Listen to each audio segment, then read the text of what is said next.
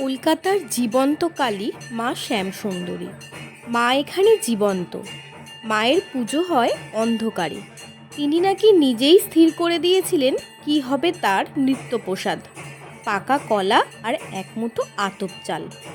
দেবী এখানে 5 বছরের বালিকা, সদা হাস্যময়ী, আর তিনি বিখ্যাত তার এই ভুবনময়ী হাসির জন্য। মন্দির ও মাকে নিয়ে শোনা যায় একাধিক অলৌকিক কাহিনী, আর সেই কৌতূহলবশতই আমরাও চলে গিয়েছিলাম কলকাতার জীবন্ত কালী মা শ্যামসুন্দরীর মন্দিরে। Hi friends, welcome back to our channel waiting for Sunday.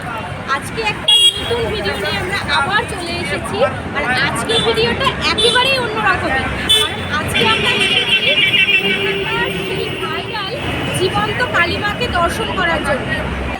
এখানকার লোকেশনটা হলো আচার্য প্রফুল্লচন্দ্র রোড, আর এখানে হচ্ছে এই যে হোমিওপ্যাথি মেডিকেল কলেজটা রয়েছে তার একদম পাশে। এই হোমিওপ্যাথিক মেডিকেল কলেজের সামনে থেকেই প্রচুর ডালার দোকান রয়েছে। তোমরা এখান থেকে ঠাকুরের সব পুজোর সামগ্রী নিয়ে পুজো দিতে পারো। আমরা এখান থেকে দিদার দোকান থেকে সব নিয়ে নিলাম। মায়ের খুব আর কি পছন্দের চাল, কলা, আলতা, সিঁদুর সব কিছুই রয়েছে, ফুল রয়েছে। এখন আমরা নিয়ে নেব, তারপর যাবো মাকে দর্শন করার জন্য। এখানকার মা তো 5 বছরের বাচ্চার মতো, তাই মাকে আর কি দেখো চকলেট গিফট করব, আর মিষ্টি, সাদা মিষ্টি নিয়ে এসেছি। আর এখান থেকে এই যে সব কিনে নিয়েছি চাল, কলা, যেগুলো মায়ের খুব পছন্দের, সেগুলো নিয়েই এখন পুজো দিতে ঢুকবো। পুজোর সমস্ত জিনিসপত্র নিয়ে এখন দাঁড়িয়ে পড়েছি লাইনে। এখন সকাল 12টা বাজে।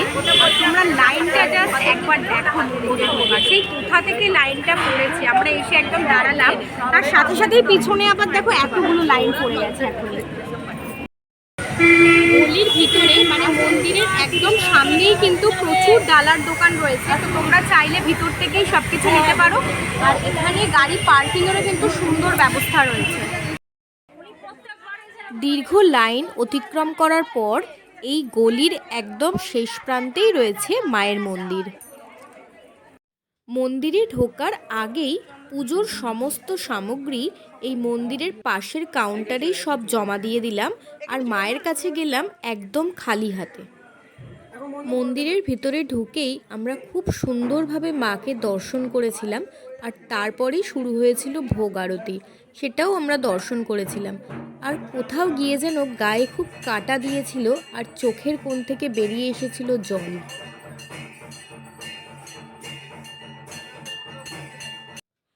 ভোগ আরতি শেষ হবার সাথে সাথেই মন্দিরের গেট বন্ধ হয়ে যায়, আর তখন দাঁড়িয়ে পড়তে হয় এই ভোগের লাইনে।